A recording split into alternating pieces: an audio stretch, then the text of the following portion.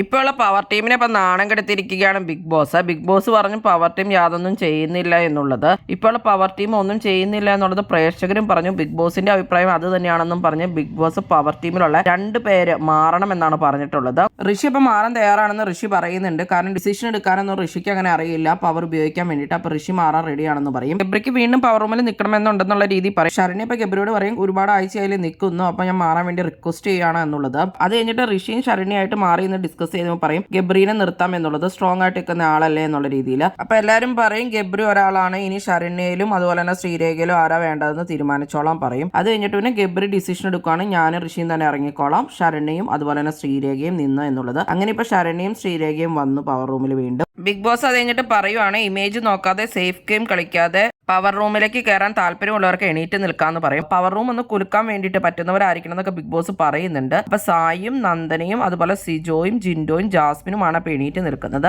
അങ്ങനെ നന്ദനനെയും സായിനെയാണായിട്ട് power റൂംകാർ select ചെയ്യുന്നത്. നന്ദനയും സായും ശ്രീരേഖയും ശരണ്യാണ് അപ്പൊ ഇനി പവർ റൂം ഭരിക്കുന്നത്.